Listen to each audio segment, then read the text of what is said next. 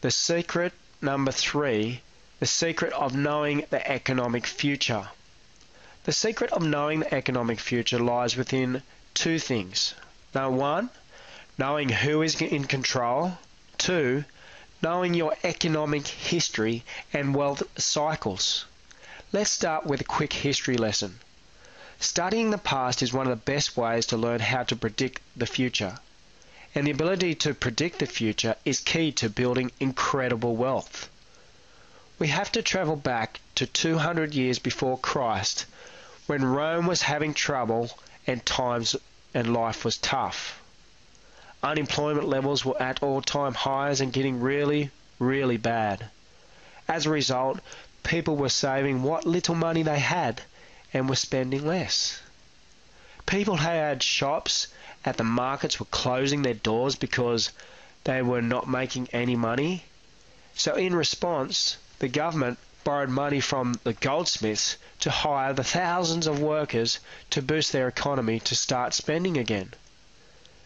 The administration spent thousands of dollars on public work projects, and they continued to increase the size of the military in order to protect themselves. And as the massive cost for these programs continued to increase, the government had no choice but to borrow more and more money off the goldsmiths in order to pay for all their bills. But where was the goldsmiths getting all this new money from? Well, they were printing it. The currency expanded at a rapid rate, and the goldsmiths continued to profit because money was plentiful. This led to hyperinflation, and exactly where the goldsmiths wanted the government and the people to be. The government was beyond paying their debt back to the goldsmiths, so the goldsmiths started to contract the money supply by introducing a new currency, leaving the government and the people with massive debt that they could not pay. The government and the people had to hand over their assets to the goldsmiths to pay for their loans. This led to the fall of Rome, and this contributed to the start of the Dark Ages. Fast forward to today, and the same thing is already happening. So who are our new goldsmiths that are in control of our money supply? Well, the Federal Reserve is responsible for our money supply, so they must be the new goldsmiths. But the thing is, there is nothing federal with the Federal Reserve Bank. There is no reserves either. The term federal is a deception to get the public to think it is owned by the government. So, if it is not federal, who owns it? The truth is, the Federal Reserve Bank is owned by private bankers whose sole goal is to produce high profits to limited shareholders. It all started when some very wealthy men made a trip to Jekyll Island in 1911, where they concocted a plan to make the Federal Reserve Bank private. From a stroke of the pen, the bill was passed in Congress, and today they have grown their empire to own a reserve bank in just about every country around the world. The only countries that they have not got a reserve bank in is Iran, Libya, Cuba, Sudan, and North Korea. These people call themselves the elite, and they are the super rich of the world, and are the new age goldsmiths. And I don't mean this lightly. These people could write a check for the rest of their lives for $10 million per day and not go broke. These people have the ability to hike up interest rates, manipulate oil price, manipulate gold price, and they even have a major influence on war. These people are the most powerful people on the planet. Who are these people? Well, they are the bankers and oil producers of the world. the Rothschilds, the Warburgs, the Rockefellers, the Queen of England, the Soros, the Gates, the J.P. Morgans, the Chasers, the Schieffs, the Aldriches, the Turners, the Kissingers, and even Oprah. The secret of knowing the economic future is knowing the elite's plan. Now, I can't stress this enough. The name of the game for these people is control. It's not money. And the only way for them to gain control is to keep us relatively poor by controlling the money supply and the distribution of wealth. Ever wondered why the rich get richer and why in many Western economies the wealth gap widened substantially in recent times? I believe that while protecting their wealth may be part of the plan, more so their level of wealth is so substantial that is more of an issue of ensuring they remain in control. Remember that with wealth comes lifestyle, but more so there comes great power. This plan is all part of the New World Order. You probably remember Richard Nixon announcing this to the world on the 25th of February 1972. Let's see what he had to say. I have directed Secretary Connally to suspend temporarily the convertibility of the dollar into gold or other reserve assets, except in amounts and conditions determined to be in the interest of monetary stability and in the best interest of the United States.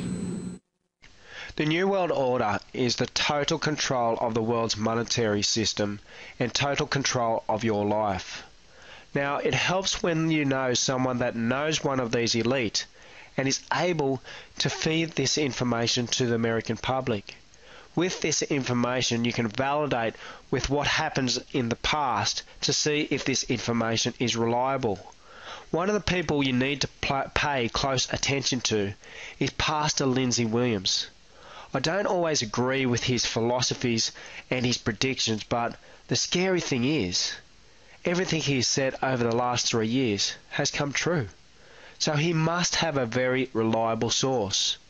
What these people do is create a crisis, and correspondingly they have a solution for the crises. There are two crises that are unfolding before our eyes, and they are all part of the New World Order's plan. The currency crisis and the oil wars in the Middle East. The New World Order is made up of 3 areas of control.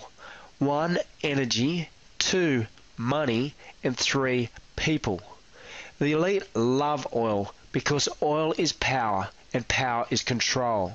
Everything that we do, everything we eat, everything we play, all the toys we have, the motorbikes, the jet skis, the sports cars, the clothes we wear, the food we eat, and the water we drink is all because of oil. Even your house, your cell phone, your computer was all because of oil and the inexpensive energy that was used to build, produce, or manufacture these things. Pretty much everything that has been man-made over the past 200 years is all because of oil. And if you have any doubts about this, have a look at this graph right here. This is the estimated population growth of the world over the last 1,000 years. See how the population has exploded from the 1800s? Well, what was so significant about this period of time? Well, it was oil, and the first commercial oil production started in northwestern Pennsylvania in 1859. With oil came incredible growth in population, wealth, and human comforts. Fast forward to today, and oil is still the world's energy supply and is still on the elite's agenda of control. It is not readily known, but the US has the most oil supply in the world, but they didn't want you to know about it. Believe it or not, but the US has enough oil from only 4 oil fields to supply the US for about 700 to 800 years. And they discovered these oil deposits 40 years ago. The elite decided not to bring this oil to the American public because the world's oil supply was plentiful and the oil price is still relatively cheap. So where are these oil deposits? I'm glad you asked. Gull Island, the Arctic Wildlife Refuge, Alaskan Crystal Bay, and the Bakken Shale, North Dakota and South Montana area. Here is a photo of the Liberty rig in Prudhoe Bay in Alaska that is getting ready to drill and bring this oil to the market. Now, for the elite to bring the oil price to where they want it to be, they need to reduce the world's oil supply. This will allow demand to increase and the price of oil to rise. The main oil suppliers today are Saudi Arabia, Iran, Venezuela, Kuwait, United Arab Emirates, and the United States. The elite's plan is to bring the price of oil to $150 to $200 a barrel. To do this, they need to do something to restrict the supply of oil. 30% of the world's oil is shipped through the Suez Canal that separates Saudi Arabia and Egypt. Now let's have a look at what is going on around these countries. Some countries in the Middle East are on the verge of civil war, and this will be the crisis that will restrict oil shipments around the world. And they are using historical religious conflicts between these countries to fuel the fire. If we have a look at what's happening in Yemen and Libya, you can see the crisis the elite are creating. Yemen and Libya are on the entrance to the Suez Canal. Here's a headline article of US is intensifying a secret campaign of Yemen airstrikes. And here's another one. Dozens of civilians killed in NATO air raid on Libyan village. Reducing the supply and increasing the demand for oil will be the catalyst to bring oil to $200 a barrel. So what does all this mean to you? Well, everything we do relies on oil, so everything we do is going to cost a lot more money.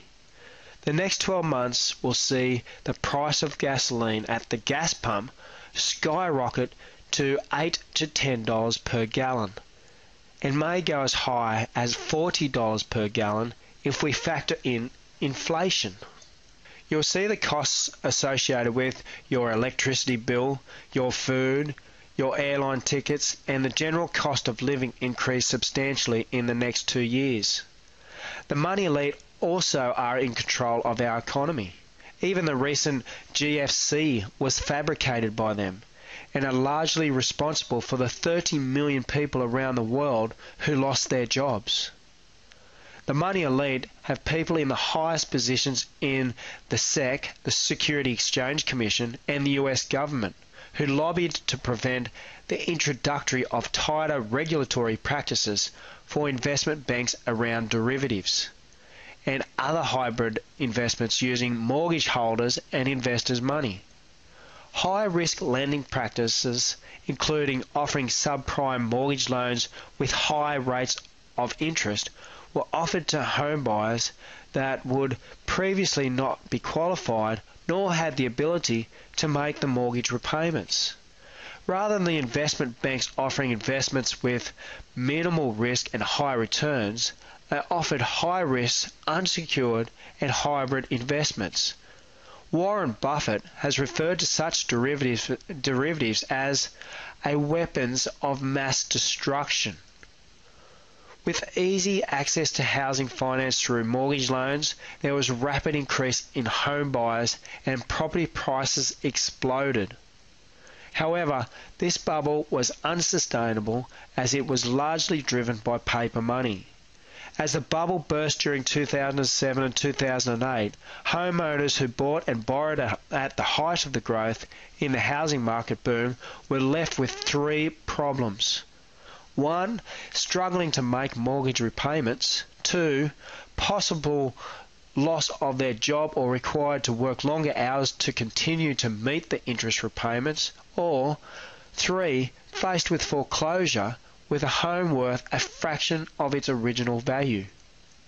The global Ponzi scheme that led to the meltdown of the global financial markets and an unprecedented level of mortgage repayment defaults, the SEC and the investment banks were playing a highly dangerous game of Russian roulette with investors and mortgage holders' money.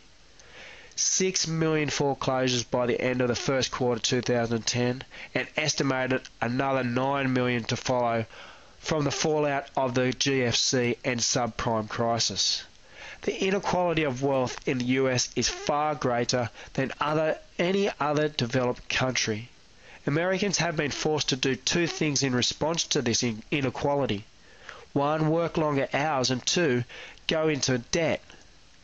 While regulatory reforms of the US financial markets has been very minor and insignificant, we are just around the corner from it all happening again. But this time, it's going to be worse. The money elite have spent billions of dollars on fighting reform to the US financial services industry to keep these hybrid, high-risk investments largely unregulated. There is still little protection in place for investors and mortgage holders today. The money elite who caused this financial wreck are still the ones allowed behind the wheel. There has been very few, if any, criminal conviction as a result of the GFC. Now add the currency crisis on top of this as well. Prices will accelerate even faster and will compound the negative effects on families and income earners working in traditional forms of employment. As prices and correspondingly as inflation increases, interest rates will be forced higher to combat inflationary effects, and this will combine to cause a further deterioration in the housing and building and construction markets, while layoffs increase as job security becomes an even greater concern, while the general standard of living falls. We can also expect to see business and consumer confidence continue to plummet further, and then you add into the lethal economic cocktail the baby boomers retiring who are owed $113 trillion over the next 20 years from their 401ks.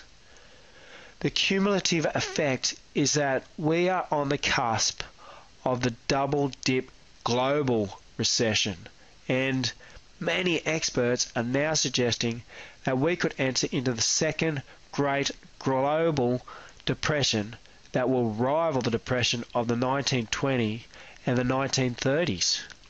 Unfortunately, all economic indicators are pointing that this may indeed become reality.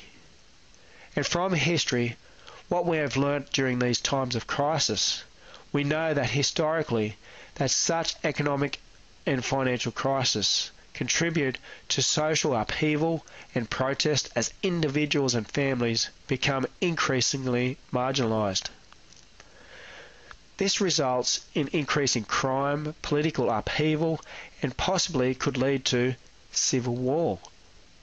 Recent violence in London may only be the start of this violence within our society as unemployment increases and the relatively poverty grows.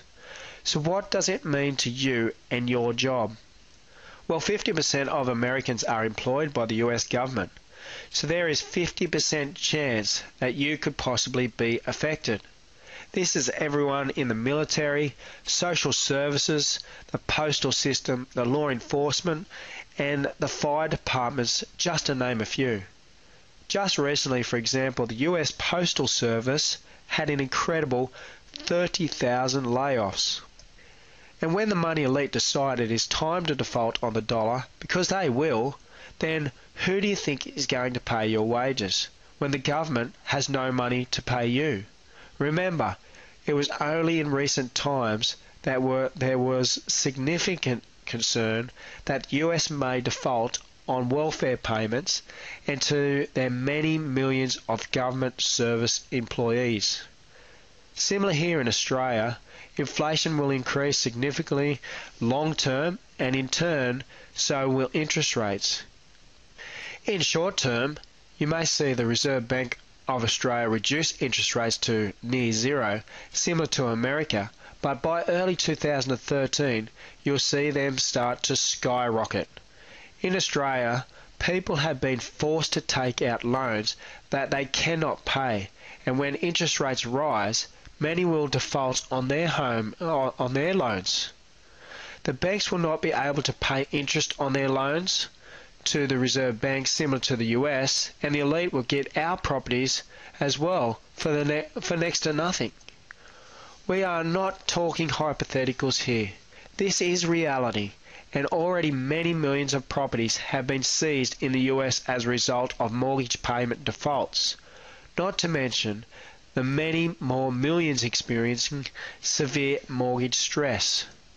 Beyond that, what will happen to the stocks, bonds and mutual funds and your 401k plan? We have seen incredible volatility and losses on the stock and equity markets across the world. Well, these markets are going to continue to tumble, leading up to the default of the US dollar. The stock market will crash to new record low levels, while commodities like gold and silver will skyrocket to unprecedented record highs. Once the US has defaulted, they will roll out a new world currency. When it comes to knowing what is happening in the stock market, you would generally look to the most powerful CEOs, COOs, and the presidents for advice on how their company is performing. If you go to secform4.com, you can check out to see what these guys are buying or selling stocks in their own companies. If they are buying, you'd think it would be a good investment. If they are selling, then it would probably be a bad investment. Let's take a look at what these people are doing in Google. You can see the number of shares bought by these people over the last 12 months is equal to zero. Absolutely nothing. And the number of sales has been over $301 million worth of shares. Now you think that is remarkable. Look at Bank of America. The difference of buy to sells is a ridiculous $1.1 billion. Now have a look at Microsoft. Just under $7 billion worth of stocks sold, with none being bought at all. And Apple, $368 million worth of stocks sold. Do you see a common trend here? They are all selling their stocks. Why? Because they are aware what is around the corner. In fact, the buy to sell ratio is over 1 to 140,000 as we speak. That means one person is buying to 140,000 people selling. Now, many of these CEOs, presidents and directors may not be members of the money elite, but they sure do understand what these people are doing. And they are protecting themselves by moving their wealth into the safe haven of gold and silver. So how do I think this is all going to unfold and when? No one knows the exact time frame and how far the markets will crash and how high the gold and silver will go, but here is my rough predictions. Civil war in the Middle East will be ongoing.